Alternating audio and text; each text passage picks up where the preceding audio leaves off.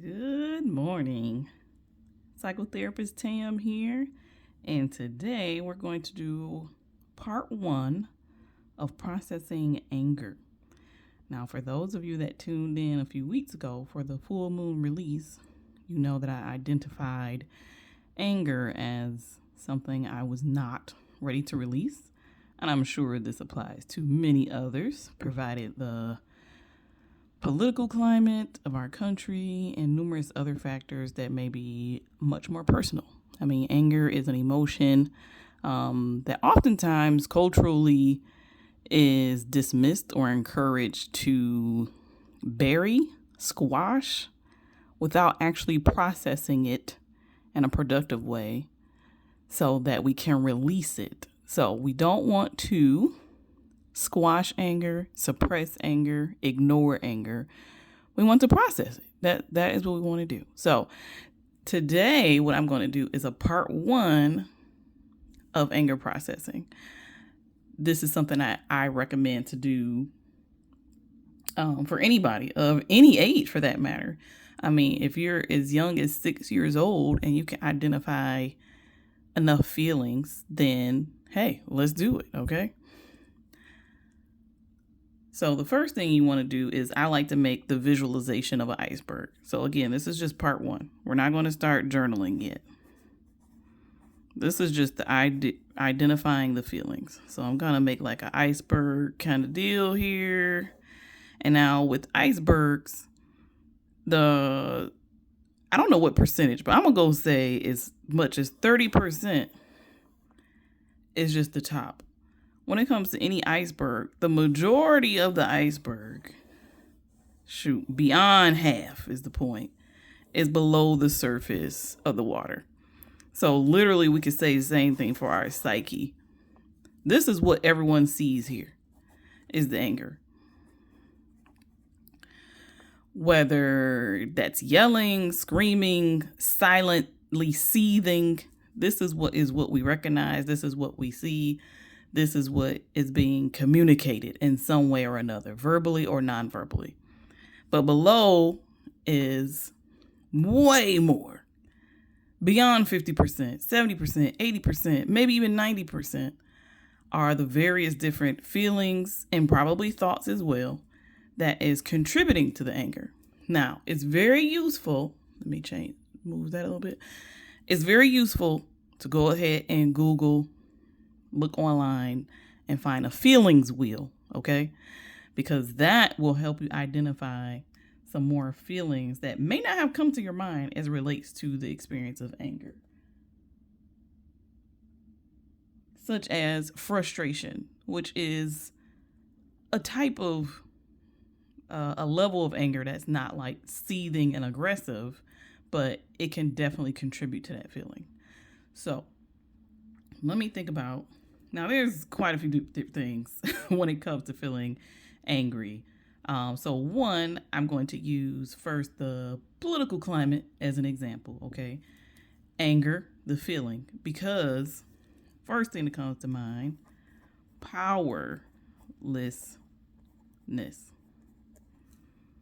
Things that are being decided and done without my consent, beyond my control, creates this feeling of powerlessness. And as I stated before, frustration. No explanation needed. Now, another one we have, you could say feeling threatened because some things are unpredictable. And also when I think about us as a community, where we see things like, well, we've experienced the COVID-19 pandemic, and now we're seeing an increase of incidents of measles in our country. As people have international travel, I'm not even going to go into the explanation of why it's happening. You can look into that online if you want to. But there's a feeling of threat. So that's quite threatening. That's threatening what I can do, where I can go. Now I have to pay more attention to certain things when it comes to a broadcast or a communication about, oh, this person that had an outbreak of measles, they were at this location, this, that, blah, blah, blah. That's another example. All right, so more things that can be contributing to anger in anybody's case. Now, frankly, I'm not sure if I'm someone that experiences a lot of fear or feeling scared, but I will say anxious. Okay? As one of my clients may even call it, like anxious anticipatory anxiety is what my client calls it. So in other words, you're anticipating something horrible is going to happen. You don't have evidence that it's going to happen, but you already have the anxiety about it happening. So there could be the anxiety building and that, okay, this Coney Island I'm going to go to was somebody that had measles. Were they here? Now, I've been vaccinated and immunized, whatever, but that doesn't always guarantee anything, right? So you still want to be cautious. Just like you've been vaccinated, if you've been vaccinated for COVID-19, that doesn't guarantee you're not going to get it. More than likely, it won't kill you, but that doesn't mean you won't get it. And I just don't want it, period. Anticipatory anxiety. So there's already some anxiety present that is contributing to the feeling of anger, because why I got to go through this in the first place? Powerlessness. I don't get to control who's been inside of this Coney Island, who's left this Coney Island, who's cleaned the tables thoroughly, who's cleaned the bathroom handles and things like that. So those are some more feelings, examples that contributed to anger. Okay.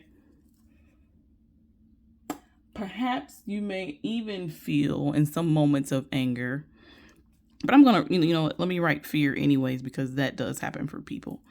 For those of you that don't know me personally, I am definitely an introvert to the core. Okay. Now I can absolutely pretend to be an extrovert on any given day and moment, but I need like advance notice and I need some preparation, and it's definitely going to drain my energy. So probably the days or two afterwards of being this extreme extrovert of some sort, I'm going into hibernation after that to get back to my real self, fill up my cup again. With that being said, I'm going to identify another feelings that often clients have shared with me that contributes to their anger. Lonely. So they feel isolated, and this is not someone that's an introvert that is choosing to be alone, choosing to isolate, but this is a situation where perhaps someone let's look at even COVID-19. If someone that's very extroverted, loves going out, loves being social, spending time with others, trying something new frequently, and now you're being told you can't leave your house, basically.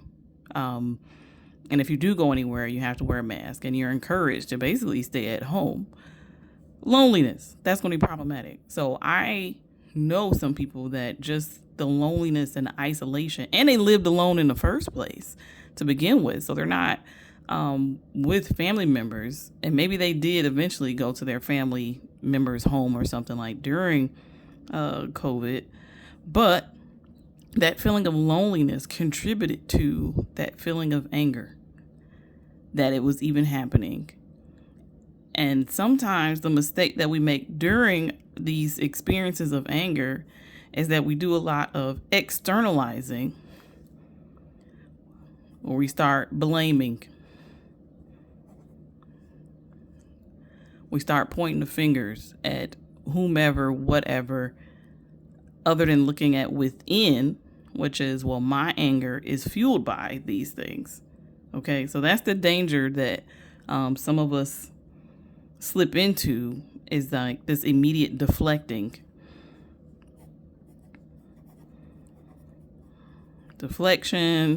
not owning it, dismissing it. I'm not mad. What do you mean? You mad? Projecting, all these defense mechanisms that are maladaptive. I'm not going to say inappropriate. Maladaptive. So that's the danger of not addressing the true feelings in anger, is this level happening where now we're using these defense mechanisms that are maladaptive when we really need to be looking inside ourselves. Look in you. No blaming, no deflecting, no projection. Now, maybe somebody did do something, But at the same time, it is the feelings that it created that's contributing to your anger that needs to be explored. So we can also have scared in here, which is very similar to fear, right? Another emotion that contributes to anger is rejection. Now, me personally, the last time I recall being angry, rejection was involved and boundary violation was involved. Now, when I say boundary violation, to give you a very concrete example, let's say I have my favorite dessert in the refrigerator. I say it's mine, tell everybody don't touch it, it's mine. Next day, it's half eaten. That is an outright boundary violation in the most concrete sense. I announced it, I said it, I made it known it was mine, but someone still deliberately stepped over that line after being asked not to. So, of course, there's the boundary violation that creates that feeling of anger. So, again, that's not necessarily a feeling, but maybe it is a feeling. I don't know. What does that feel like exactly when somebody violates violates a boundary, which is an action of another person that creates anger? So I feel violated. I guess that's the appropriate way to put it. Rejection. You expected to get that job, or you were feeling some emotions that you wanted to communicate with your partner about, and they were not available, or they didn't respond, or they were unsupportive. There we go. Another one. Unsupported. I feel unsupported. That feels like rejection, oftentimes. An example I can think of here with unsupported, although it may seem pretty obvious. I remember when some years ago, a friend of mine from work passed away, and I informed a specific person about the passing, and they didn't say anything. They didn't offer comfort. There was no hug. There was no, "Are you okay? Is there anything I can do?" They just sat there. Totally felt unsupported. Okay. And that was an example of not only me feeling unsupported that fueled anger and sadness. So we can even say sad, because sometimes sadness can be to a great degree in that it contributes to anger as well, because I felt unsupported, therefore sad, unheard. So, all contributing to the anger here. There we are. Let's see, any other emotions I can think of that may contribute to anger as examples to you all. And again, this is not about being perfect and precise. This is a self-exploratory exercise to warm you up for the actual way of processing anger in a journaling way. So the imagery of being able to pull out the different feeling words, identify, label feelings, and then you can journal about it. But sometimes that may not always be necessary. So other things that clients, myself, friends have experienced that I'm remembering: abandoned. I feel abandoned. Or I have abandonment issues or childhood wounds, inner child wounds. Now notice that I'm going beyond just feelings now, which ideally you want to identify feelings. But if you start to actually be able to pinpoint situations and circumstances, then that's okay too, because now that's kind of going into the journaling aspect of it before actually getting there. You may feel just genuinely irritated or irritable. You may feel jealous of someone else and what they have that you wish you had, similar to envy. There may be insecurity.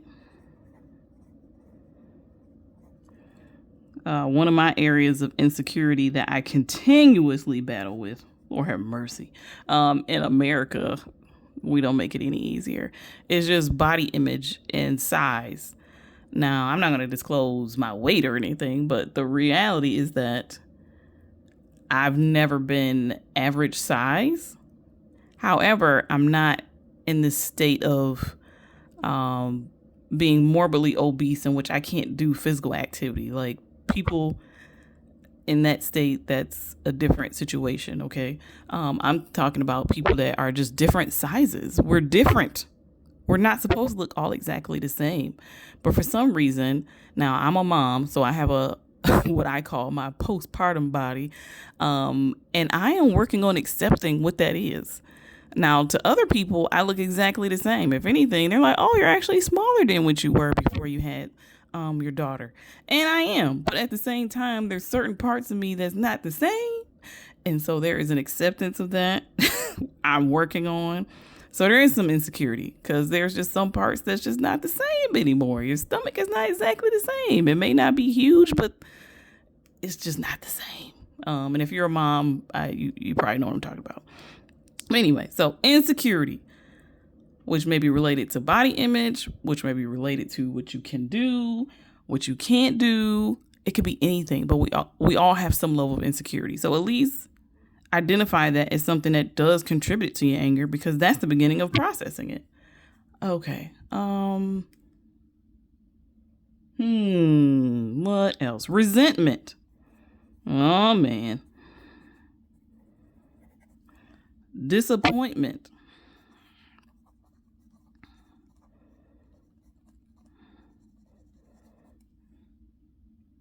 Let's say provoked. Maybe someone is deliberately provoking. Road rage. In those moments of driving down the road and someone feels it's necessary to zoom around me and cut me off and get in front of me because they think I'm going too slow because I'm doing the speed limit on a Monday morning, taking my child to school. You're provoking me. But you know what? In those moments, I could become angry. Sometimes I do if I'm already irritated or tired or I feel overwhelmed already. That can lead to anger. But again, provoked, overwhelmed.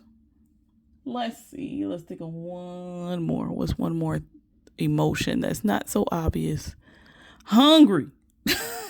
Not an emotion, but a biological experience. Hunger is going to contribute to anger too. So if you're already experiencing some frustration, some anticipatory anxiety, you're feeling lonely, irritated, and then hungry on top of it, anger, right? One more that I'm thinking about is embarrassed. This is something that oftentimes could be taken for granted as contributing to our expression or experience of anger. I'm going to give the example of something with my daughter because she is very similar to me, but at the same time, very different from me temperamentally. Like me as an adult, I'm very follow the rules, a little bit of a people pleaser sometimes. And she is not that. So sometimes we're in public. Mommy's the introvert also. She's the extrovert. She wants to greet everyone. I love your shirt. I like that hat. Great. Now that's not embarrassing. But if there's a moment where she feels like she wants to be very expressive in a moment when we're in public, I feel embarrassed because I'm like, oh my God, mommy follows the rules and you're trying to break the rules. This is very uncomfortable for me.